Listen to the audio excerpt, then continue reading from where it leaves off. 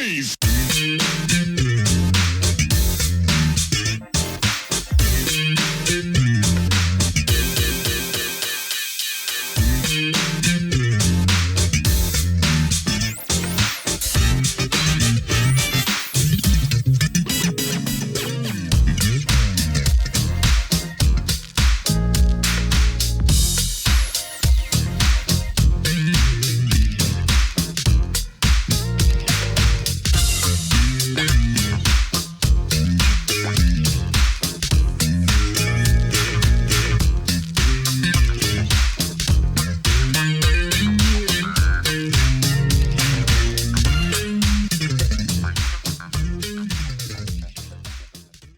Hello and welcome to another edition of Truth and Rhythm, brought to you by funkinstuff.net.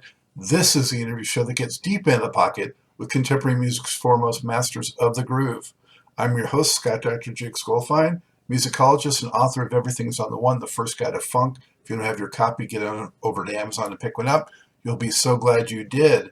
Whether you're watching the video version of this at funkinstuff.net or on YouTube, or listening to the audio-only podcast version from providers like iTunes and Spotify, as always, I thank you so much for your continued interest and support in the show. Speaking of which, if you haven't already done so, subscribe to the Funk and Stuff channel on YouTube. That's where Truth and Rhythm lives.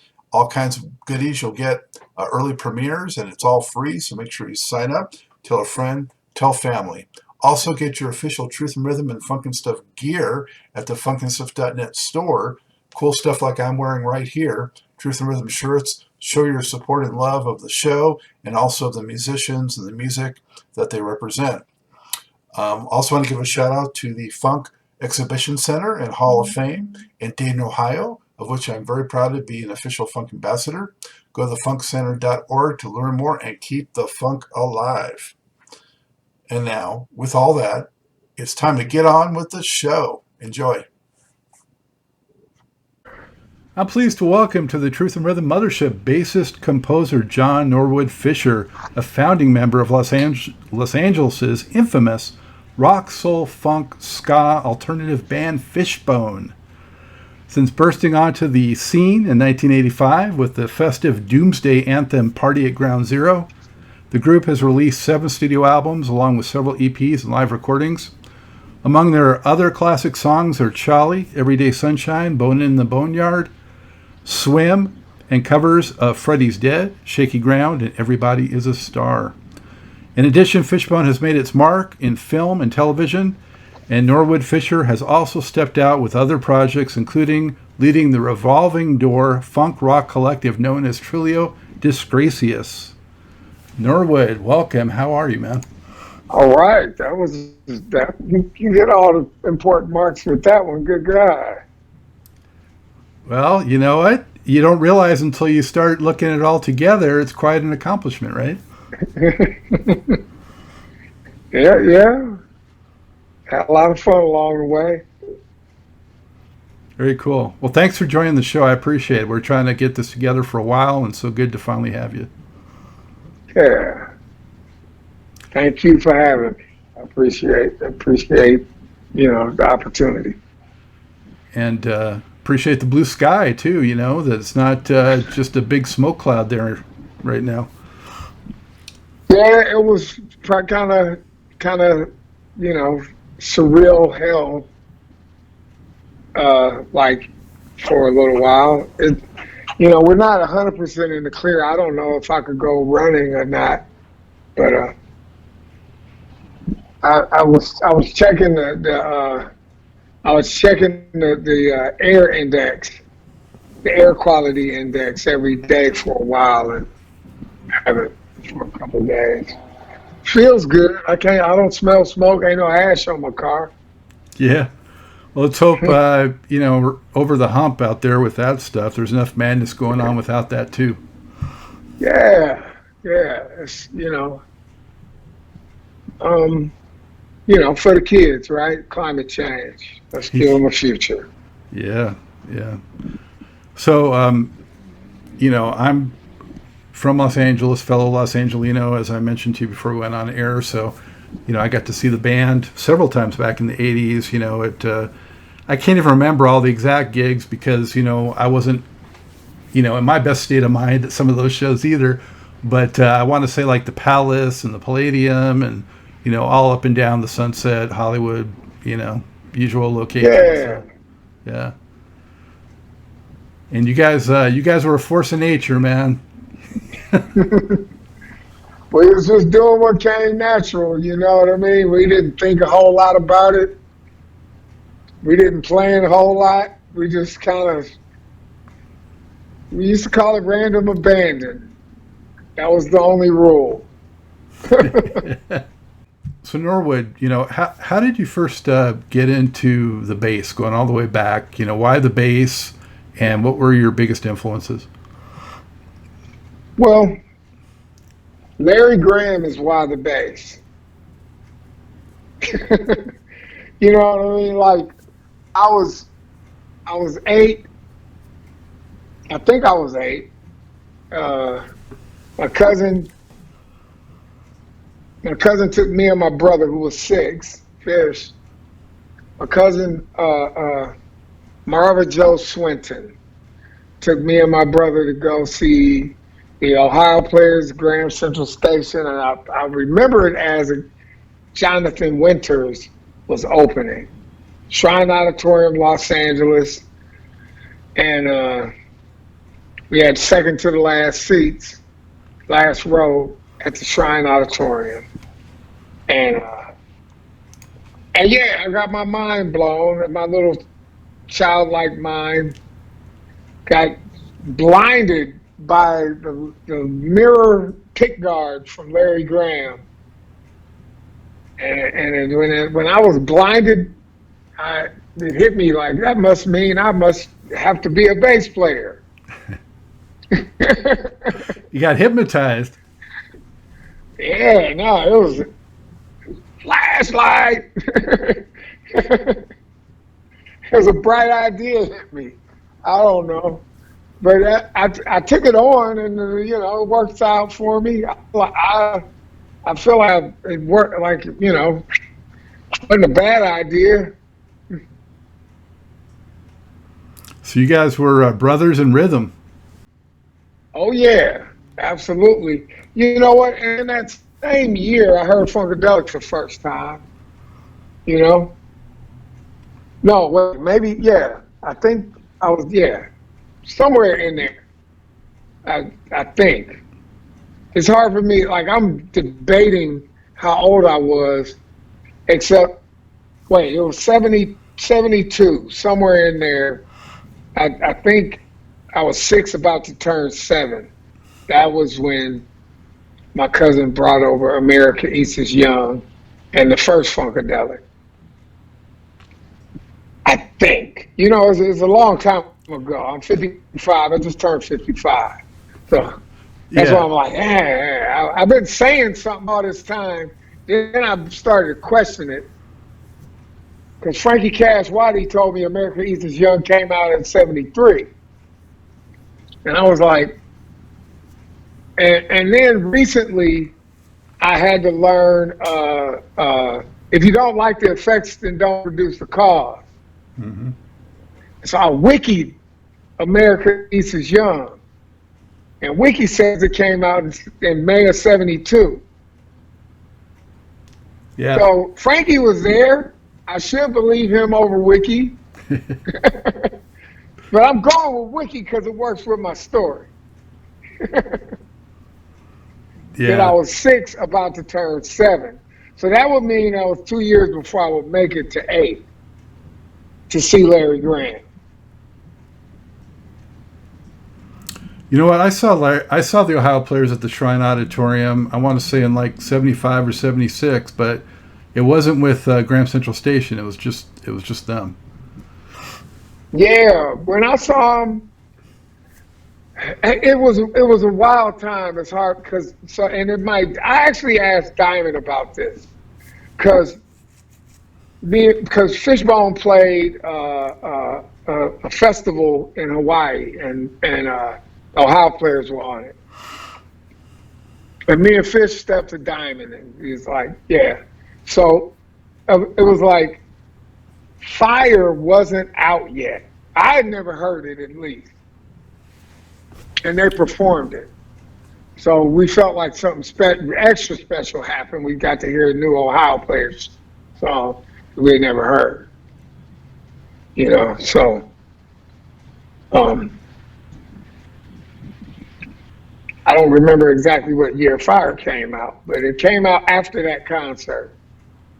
Yeah, Fire came out in late 74. Okay. Yeah, the cover's up there. I don't know if you can see it. Yep, I can see it. Yeah, signed by Sugar. Yeah. Right on.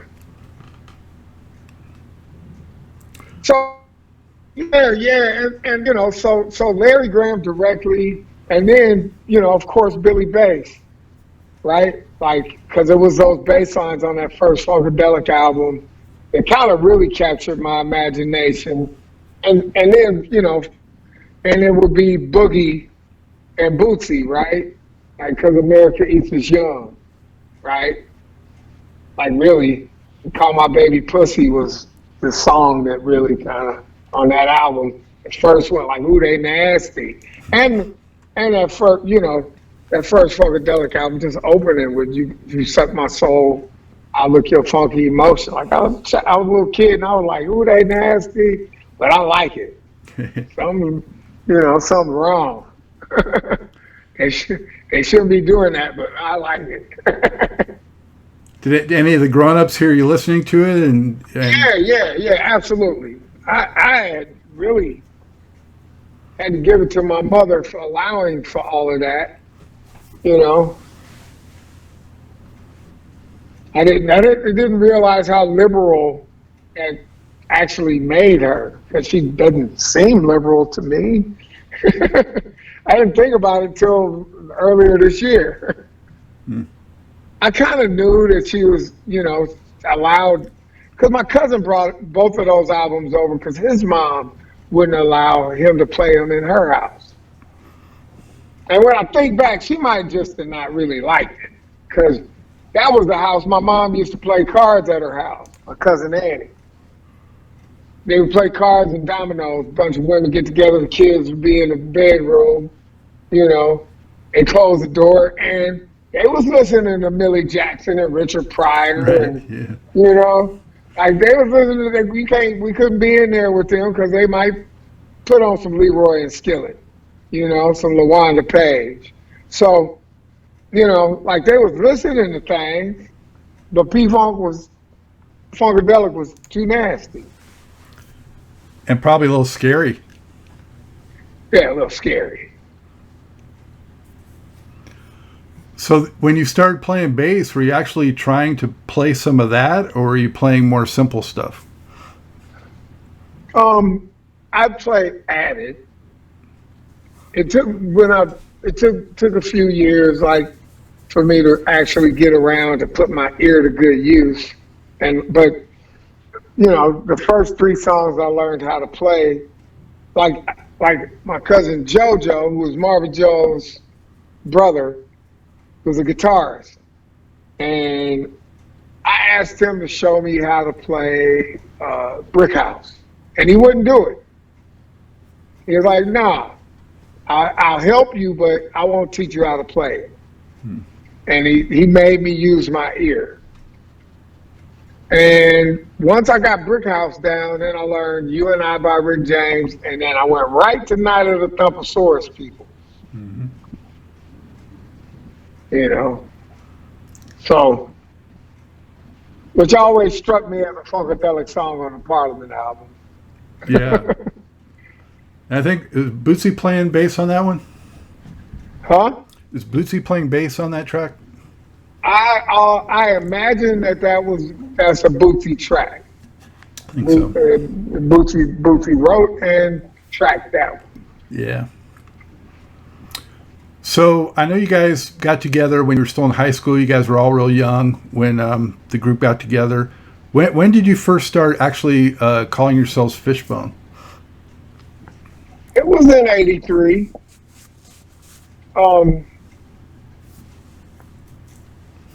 It was in '83. We had played our first couple shows, which was actually our very first show ever. Was was the same week as, like, earlier in that week, we all went to the Beverly Theaters to see P-Funk on the Atomic Dog tour. I was there. Yeah. Yeah. We paid for, everybody went, and a few other friends. And we paid for one show, snuck into another one, and ended up getting into a third. And so after the second show, we stood outside because we wanted to meet Bootsy and George. And we ended up actually standing out there, and it was Brian O'Neill from the Bus Boys and Nina Hagen out there. So we stepped to Brian O'Neill because we were fans and didn't really know Nina Hagen, but she was one of the most interesting people you ever want to meet. And we told Brian that we were playing at Madame Wong's Chinatown, our first show in the club, which was where the Bus Boys started. Mm-hmm. Brian actually showed up. He showed up to that show, and he connected us with the guy that would become our first manager, Roger Perry. And I would just like to say, like, actually, I'm gonna back it up to the Beverly Theater. We stood out there and waited, and Bootsy came out, and Nina Hagen broke out into like this amazing operatic piece. Bootsy stood there astounded. And then she descended into her trademark Linda Blair guttural, like, demon-possessed voice. It was like amazing. And anyway, we didn't meet George, but Catfish came out, asked, and invited us to an after party. And we ended up hanging out with Catfish and Clip and a few other cats. And they actually told us to come by the hotel the next day. It was the Beverly Marquis Hotel. We went by the hotel, and, like, you know, there's us. Annabella Llewellyn from Bow Wow Wow was in the lobby when we came in. We went through, and P-Funk was hanging out at the pool, and it was partying, and I think we talked to Skeet, you know. I think that's how we got into the show the next night. The third show that we saw. But so anyway, I just wanted to be like Catfish. Catfish hooked us up. We was all underage, and Clip hung tight with us. So, and I think it's Clip's birthday today. I read that on Facebook. I saw that. Yeah. It'll be a few weeks before this airs, but anyway, happy birthday, Clip. Right. Yeah, happy birthday, my brother. So you know, like, we was, so anyway, Brian O'Neill came to that first show, and connected us with the guy that would become our first manager. Brian and the Bus Boys kind of took us under their wing, you know, and Roger Perry booked us a show at a club called the Music Machine, and when they booked us with this heavy metal band called Kicks, and when the show was done, because we were called Megatron, sounding heavy metal, we didn't think so at the time. But when we finally talked to Roger and Brian the next time, I was on the phone with both of them. They was like, "You guys should change the name," you know. And they put it in our corner to figure it out. But they suggested my younger brother Fish. We called him Fishbone. They were like, "There's nothing cooler than that. Just take his name. Shorten his name to Fish." And we just, you know, basically was like, yeah, that makes sense. We deliberated a bit. But yeah, that's how we became Fishbone, 1983. See, at the time, I thought maybe it was inspired by George Clinton's album in '83 was "You Shouldn't Have Bit Fish," and it had that like picture, Pedro Bell graphic of like a fishbone thing, and I thought maybe it was tied in. No, it was, yeah, we changed. It was before that album came out. They were still on the Atomic Dog tour when we did that change.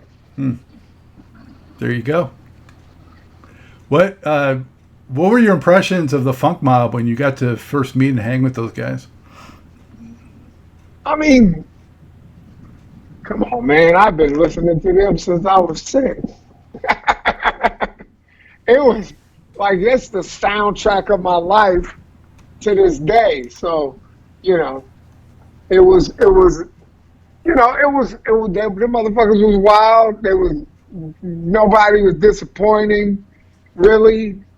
You know, I was very intimidated, actually, to just be like, you know, like Cat still got my tongue, but but it was like that, you know, like Bernie Worrell was going around the pool. He had a jug of wine, like a big ass jug of Ernest and Julio Gallo, you know, and but Skeet was cool than a motherfucker, you know, because we was in the front row yelling and screaming at both shows, so you know.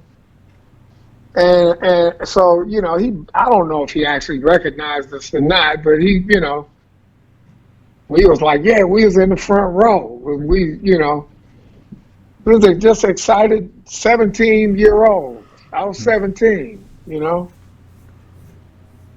So. That's great. Wow. Yeah, I think I was like in the 6th row on the left for one of the shows. What an awesome show, man. They blew the roof off that place. That was one of the loudest shows I've seen. I mean, they had all 3 guitars. They had so many of the band members there. I mean, Eddie Hazel was still there, and Hampton, and Blackbird. Everybody, man. I was amazed that Blackbird, that was my first time really focusing on Blackbird, you know, and seeing Eddie Hazel in person. Mm-hmm. You know, before that, like my father took me and my brother to see P-Funk at the sports arena in, it was 78, with Cameo and Donald Byrd and the Blackbirds. Nice. Right? And the next time was the Funk Festival in 79. So that was the 3rd time. You know, I've heard that you guys, Fishbone, were very democratic, you know, and that everybody had input, and that was a real team effort, if you will. But, yes. You know, you guys had such diverse influences, though. How did it happen that melting pot of so many musical influences just came together like that? Well, ultimately, because most of us were 14 when we met. My younger brother, Fish, he's 2 years younger than me. And Walt is a year older than all of us, right? And so all the original guys, we actually met at age 13 in the 8th grade, with the exception of Angelo. And we started jamming immediately. Chris's uncle Alex would come to my house, pick up my gear, and take it to their house. And we sit in his living room. Me and Fish were already jamming with cats from the neighborhood. Like these dudes that lived in our building, actually. Kevin Allen and Tylon Barger. And they just bang on the back of acoustic guitars and sing into the air. And that's all, you know, so we was aspiring for something when we met, all of us. But the fact is that funk was, we all were Funkadelic fans. So none of us had all the albums, so we traded albums. Well, we didn't, you know, we borrow each other's music. You know, I didn't have Let's Take It to the Stage, so Kendall or Chris would give me theirs, you know? So one, that was Parliament and Funkadelic, the whole P-Funk universe was our common ground. And then, you know, we met like, it was 78. Well, punk rock came into being as like a media thing in 77. So we began as children, we fucking curious becoming teenagers. What is this thing? And what's that thing over there? We, you know, freedom on the radio dial, so we was already listening to rock and roll, you know? So, you know, and New Wave was beginning to pop up, 78, you know, there was the Devo on Saturday Night Live, right? That was pivotal. Yeah. You know, and later on Fear, you know, B-52's records came out, and eventually Black Radio started playing New Wave in Los Angeles. So, you know, you definitely heard Gary Newman on Black Radio and Rock Lobster, and it was a little later, but Whip It, you know, by Devo. It was, so all it was we were young, curious, and boundless. Boundless because black music seemed like, because of Funkadelic, seemed like you could do whatever you want. You know? So we were just, you know, we were Jimi Hendrix fans. Uh-huh. Sly and the Family Stone. You know? Mother's Finest was in the periphery. You know, so there was just enough modern black music that was expansive and where we didn't feel like we needed to just be conservative with it. So for us, it was just what came natural. It's amazing and fantastic that it happened that way, because obviously there weren't many bands like you guys where that happened. So, you know, for whatever reason, it all came together like it did for Fishbone, to have all those divergent influences coming in and then coming out through what you guys did. Yeah. You know? Yeah, Chris Dowd moved to Washington State to stay with his dad. He called me on the phone and played me Black Sabbath and the Sex Pistols over the phone. Right? And at some point, Angelo, you know, like we was exploring shit, but I remember the day Angelo brought Bad Brains to my house, and we all listened to Bad Brains. And then he told us that they was black. We were like, you lying. And he showed us the album cover, picture of Bad Brains, like, oh, shit. And we were fans of the Bus Boys, right? For these things, and you know, like you would watch, the Plasmatics was on TV, they had the black bass player, right? Mm-hmm. Black people were somewhat included. We didn't feel like we couldn't do it. And where did the ska influence come from? Well, one, because black radio in LA was playing a little bit of reggae. Bob Marley, late night at first. Then you kind of hear him a little bit in the day. And then Third World, right? Now That We Found Love, hit the radio. That was a gigantic hit. Right. I may not interpret it as reggae today. They're just Jamaican dudes playing music. It sounds like, right? But it did have some. It was different. And then Still Pulse, right? Stevie Wonder was a big fan of Still Pulse, and KGLH was his radio station, and they blew Still Pulse up. Still Pulse was on black radio all over the place too. So it was actually us playing with reggae rhythms and then speeding it up to punk rock tempos.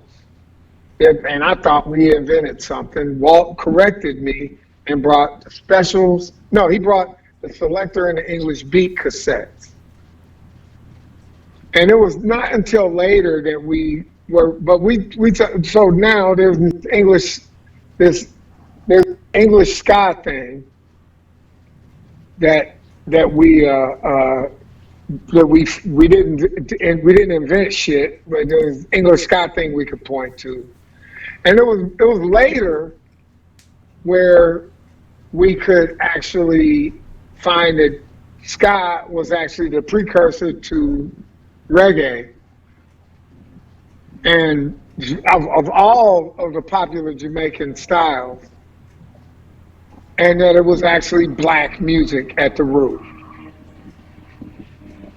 right? So it took those stages, and it was a movie called Dance Craze, actually, that solidified it.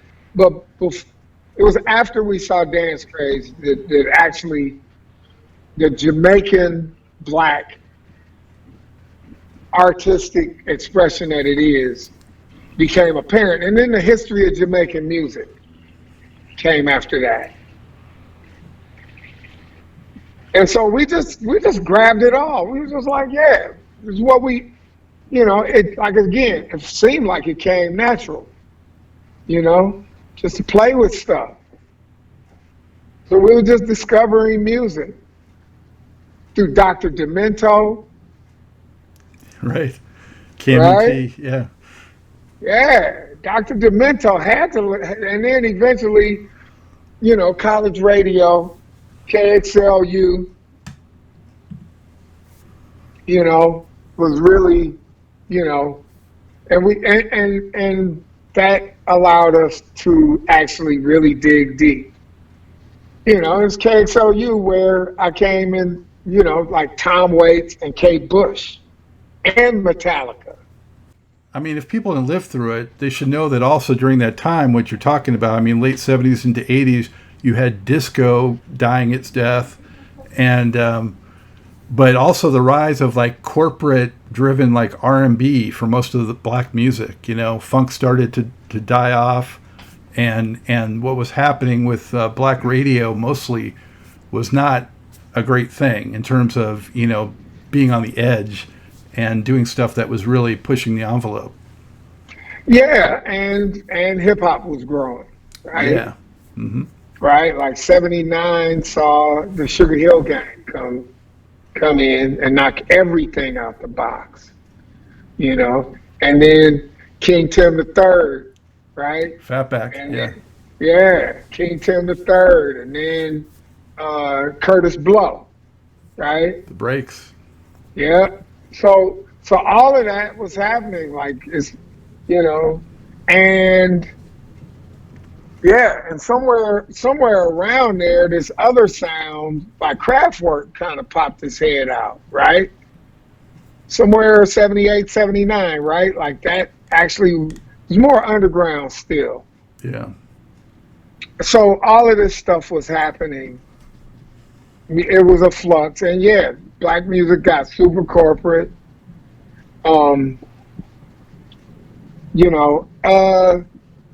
And Prince was bubbling beneath it all, but he wouldn't become Mr. Dirty Mind until a little later. Yeah. And that was a revolution. No pun intended. Yeah. Yeah.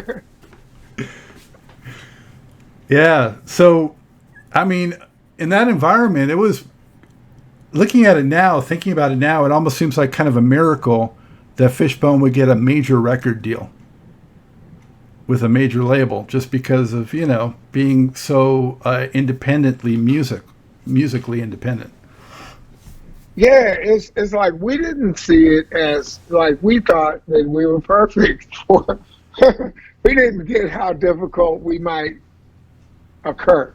But David Kahn had the balls to make it all happen. He saw something.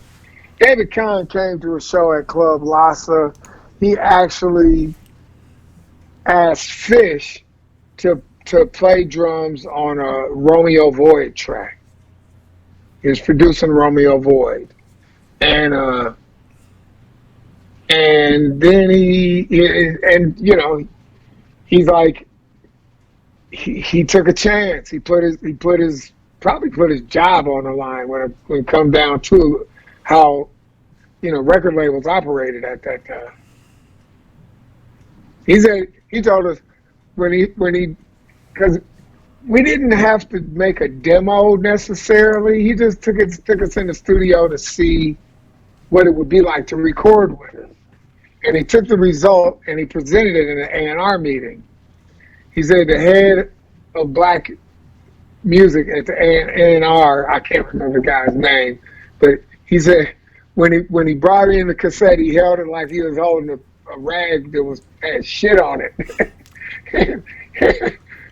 And you know what? It's unfortunate, but it makes sense to me. In that environment with black music, right? Yep. And I don't fault the artist at all. I ain't got nothing bad to say about that. The industry itself, was built to do what it was doing, and you know what? Somebody took a chance on Fishbone, and we got to actually, it was 1980, late 1984, as I recall, when we actually signed the contract. We played our first show in a club in May of '83, and by the November of '84, we were signing a contract. Wow. I remember Party at Ground Zero. I think my first exposure to Fishbone was probably hearing that on K-Rock. Yeah. K-Rock jumped all over it in Los Angeles. You know what? I not long ago I really got to touch base with Eddie X and Swedish Eagle. Over the years, Swedish Eagle, and it's a few of those DJs that were instrumental in making sure that we got played, and eventually even Richard Blade, right? Rodney Binghamheimer, like them dudes, they showed us love. So, and made it to where our city knew who the fuck we were. What was it like for you guys being in that environment of the Los Angeles music scene, where you had, the Chili Peppers and you had your James Addiction and, Thelonious Monster and all these cats, what was that like? I mean, was it really a brotherhood? Yeah, it's a brotherhood that really fortunately continues today. We're all still connected and, on some level. It ain't like when we was kids, but it's beautiful still. Some ways it is. But yeah, it was like a brotherhood. It's like when I think about it, Flea and Hillel coming to my house. Hillel wasn't even a Chili Pepper. Jack Sherman was the guitarist, but Flea brought Hillel to my house and we used to jam. Me, Flea, Hillel, and Fish. Hillel was in What Is This at that time. And, and Jane's Addiction's first 2 rehearsals was in my mother's living room. Oh, really? Yeah. Wow.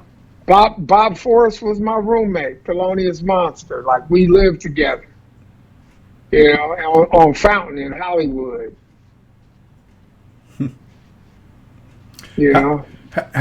How much do you think that you guys inspired each other musically? Well, it was all a shared, it was like a friendly, it wasn't, because it wasn't really a competition, but a friendly competition where we all pushed each other to greatness, and I actually, it's like this. Like, my first Trulio release was a cover of If You Want Me to Stay. It gives a nod to the Chili Peppers version, which George produced. And, so it's a nod to that for sure. And then recently I did a live stream with Trulio Disgracias where I took a song. My first knowledge of this song was from Thelonious Monster, was a See That My Grave Is Kept Clean by Blind Lemon Jefferson. So you know, I'm still allowing those bands to inspire me. You know? That's very cool. And you know, I see my brother Steve Perkins often, drummer for Jane's Addiction. And we do a talk show bi-weekly with a panel of hosts, and we play music together quite often with a band called Think Experience, which the core of it is me, Steve Perkins, Kenny Olson from the Kid Rock or Brown Truckers, and Scott Page, who's basically the spearhead of it all, who played guitar and saxophone in Toto, Supertramp, and in '85 he joined Pink Floyd, you know, after Roger Waters left. You know, so it's the four of us is the core. So anyway, the point is that me and Steve Perkins do quite a bit together as well. It's still connected. That's and me, great. Yeah, me, Flea, and Bob Forrest, we got some we're board members on the Watts Conservatory of Music, which me, Flea, and my friend David Moss are all a part. Me, Flea, Bob Forrest, David Moss. We're all a part of it. Think Experience is a great supporter of it. We're all, you know, all still doing stuff. I want to talk a little bit about the record specifically, but I also wanted to just throw out there, Norwood, how, you know, you seem to be really a pillar of this whole thing. I mean, it's, you know, you're still standing with it. You're still sort of, you know, representing, and, you know, you've done all these other things. And what do you think it is about you, Norwood Fisher, that's enabled you to, you know, carry the torch all this time and sort of be the central figure of, you know, Fishbone and Trulio and all these things?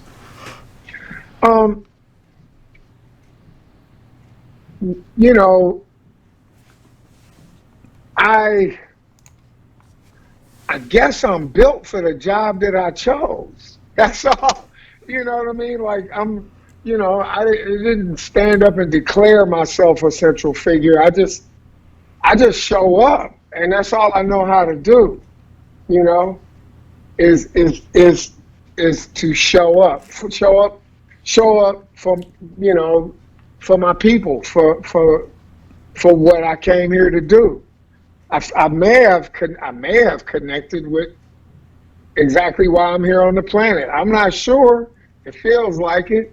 I'm gonna run with it like the story's, you know, true. That works. You know, I could have been a lawyer. I thought I liked to argue, but as I got older, I don't like to argue so much. My mom used to tell me that when I was a kid. You know, Scott, you love to argue. You should be a lawyer. Like, no.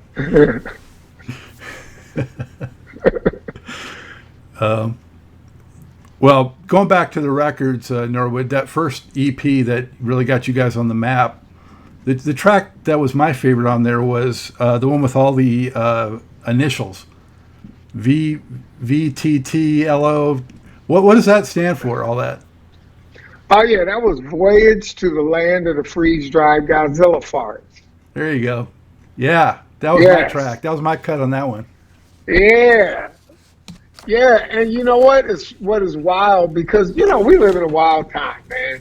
It's, you know, the most insane reality I could have never dreamt of is right now. And actually, that title, it comes from a couple places, but I'm going to go right to the part that connects to now. It was actually the first time I heard somebody imply that the Holocaust didn't happen or was not what they said it was. I thought that was the most insane, preposterous thing I'd ever heard. Revisionary history. Yeah. Yeah. I was like, somebody is actually going with that one, and I was like, so soon somebody will say that America didn't drop atomic bombs on Nagasaki and Hiroshima, and that those are just freeze-dried Godzilla farts, right? So that was the inspiration for that. That was one of the inspirations, the only one I'm going to talk about today. Well, that one, I would say that one definitely was the one where, to me, the funkadelic influence came through on that first one. Yeah. And funny thing is lyrically, cause I don't know, I know I wasn't trying to be profound when I wrote those lyrics. I can tell you that. I was just writing what came out. And, it's kind of weird that the first verse, there's a war going on, don't know why, but we fight till dawn, rioting, looting, suburbia, urban rowdies, disturbia,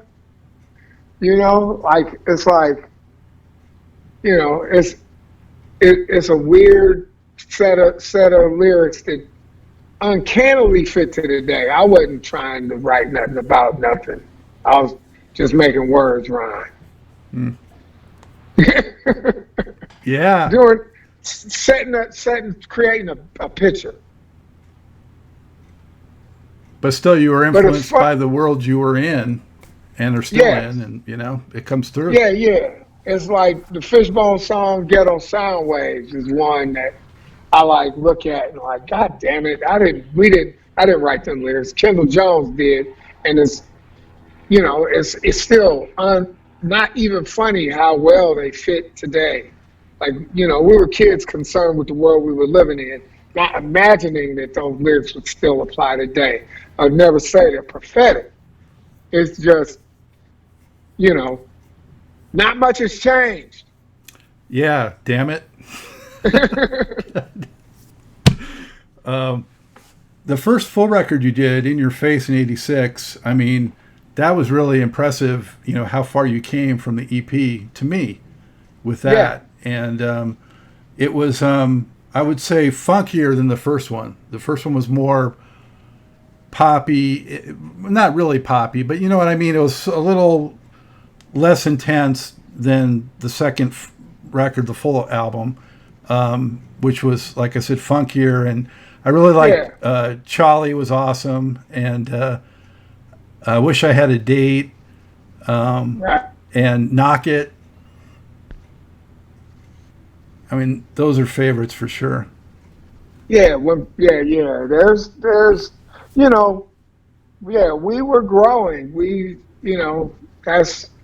That's been one of those things that, with every successive album, we were just exploratory, really. And we'd hoped that we were growing, because that's what it looked like our superheroes were doing, George didn't sit in one place for too long, ever. Mm-mm. So, we was always looking for growth. Prince didn't sit in one place for too long. Mm-mm. Inspired us to look for growth,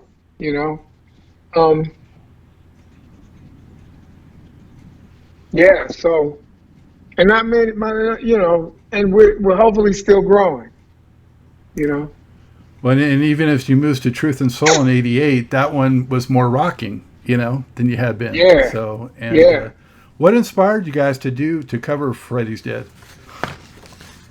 Again, it was one of them things that just came natural. It was like, we must have been in a sound check somewhere, and I just started rocking the bass line, and and the rest of the band just fell in. We didn't talk about it, so shit just happened.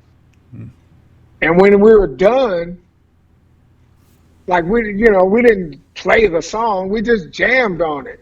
And when we were done, we were like, damn, that felt good. And didn't talk about it afterwards too much. The next day, sound check, it happened again. It must have happened for about 4 days in a row, and then it was like, maybe we should explore that, you know? Because it felt natural. It felt good. Everybody fell in, and damn, you know? Yeah, well, it was a favorite of mine before you guys did it, but you guys really rocked it out. How did you guys feel about it, and how did you feel personally about being in the studio? You know, you guys, like I said, were a force of nature on stage and legendary on stage. How did you feel in the studio environment? Uh, we did not feel as if the studio captured what we do. And in fact, at a certain point, we just kind of went like, yeah, can't capture that thing, you know, and just went, the studio's a whole nother animal, you know. Yeah, because you can't have, you know, a packed room and sweaty walls and Angelo sweating on you, spit flying everywhere from the, you know, it's so yeah, it always felt sterile, and I was again intimidated by the whole thing. It took me years to relax in the studio. I think we were working with Dallas Austin on Chim Chim's Badass Revenge, and I was fretting, just stressed out over this, something that I heard as a mistake, and Dallas was looking at me going, I don't hear nothing wrong. And eventually I just stopped fucking with it. And, you know, and I left the mistake there. I don't think he changed a thing. And once I got far enough away, I heard it. And then once I got far enough away from it, I couldn't hear the mistake anymore.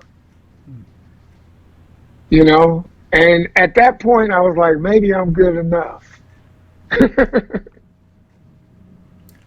Sometimes mistakes make something that much more special.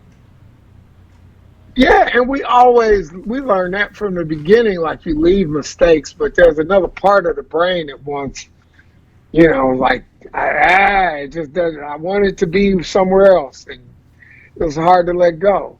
Yeah, a lot of times it takes others to let us know it's good. Yeah, I'll always thank, you know, Dallas Austin for actually opening that door to maybe I'm good enough when we're making Chim Chim's Badass Revenge. Yeah. You know, Angelo is such an incredible frontman. When he started really doing a lot of the, you know, wild stuff at your shows, I mean, was that talked about at all, or did he just kind of go do that? And how did you guys react when you saw some of the nuttiness he was doing? I mean, part of Angelo that's exactly the same as the day I met him. So none of it was actually too shocking, you know? We was kids that loved punk rock, so stage diving, what? That's what you do, you know? Raising hell. That's what we came to do, you know? It's all just a part of, you know, a part of it. That, like, you know, like we took our cues from all of the bands in the movie The Decline of Western Civilization. Right. So, you know, like Bad Brains, you know what I mean? Like HR was doing backflips, standing one place. Like, you know, we were, it was just freedom of expression out of control. The first time Angelo dove from the balcony, I egged him on. It was in the middle of the show. You know, he was climbing the balconies already, starting to climb on shit. He was up on the balcony. We were, I believe, at the Marquee in London, and he was getting the audience to say some stuff, And I got on the mic. I was like, Angelo, dive from the balcony. I was like, everybody, get below. I told the audience to gather around below Angelo and hold their hands up. And he did it. I just watched you guys Everyday Sunshine movie again this past week, and there's a scene of him doing that in the movie. And Yeah. it's like, wow. Yeah, crazy stuff. Yeah. He took it further than I didn't know what was gonna happen in that moment. He didn't expect it. He went with it. That's how it rolled. You know. I saw There was times when he surprised me. There was a tornado over. Tornado was forming. It didn't fully form, but a funnel was beginning to form over Lollapalooza '93 in Detroit, the Detroit area show. Everybody was trying to figure out what to do because the outdoors in the middle of nowhere, like hiding under things that a tornado would have sucked right up, whatever. Angelo went to the scaffolding of the main stage and climbed it and went to the highest point with road crew just chasing after him like, you got to come down. Angelo got on the top of the scaffolding because he wanted to look into the tornado.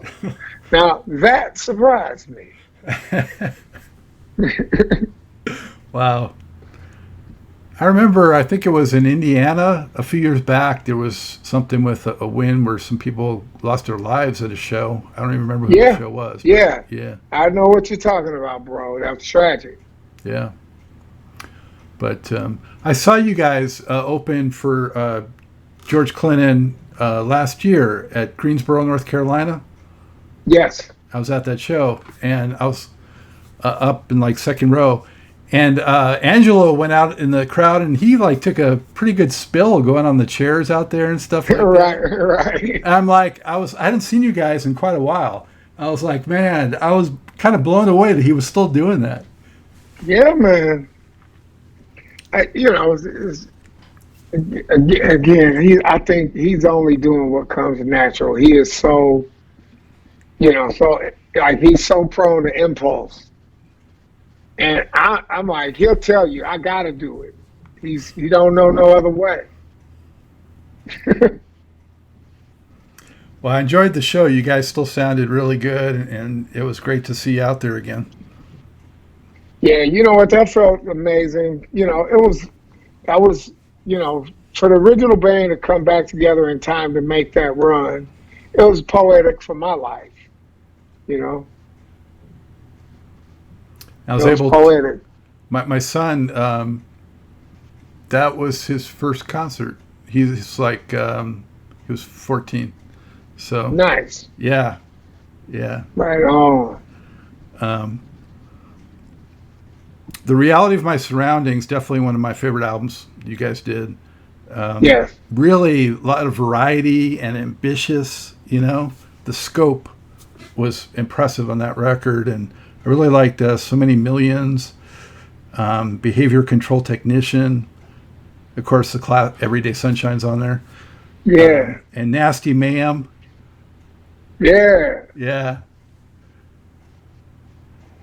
Yeah. Again, we were a band that we had come off, because we did the License to Ill tour, and then we made Truth and Soul. And we toured our asses off for Truth and Soul. And we went in to make those songs, and we rehearsed for 6 hours a day, 6 days a week. Mm. And, it made us a better band, that's for sure. You put in that kind of time, you get results. And, we were kind of out of our minds in that time, but it's the nature of music too. You know what I mean? Like, it takes a little crazy sometimes to make great art. For sure. So, I appreciate that it all came out well, and that that actually people responded well to it. It was ambitious. Yeah, I think that one had maybe the most overt influences on you guys of Sly Stone and James Brown. Yeah, for sure. And For Clip, sure. and we mentioned Clip. He made an appearance on that one, right? He's in the credits, I noticed. Yeah. Clip must have showed up somewhere. I don't even remember that. I'll be honest. I'm like, damn, Clip did show up. Thank you for reminding me. I don't read them credits that often. I don't have a good memory. Somebody was talking, because I remember T-Bone from Trouble Funk came out and did some shit too. Somebody was talking to somebody. I forgot all about that, you know.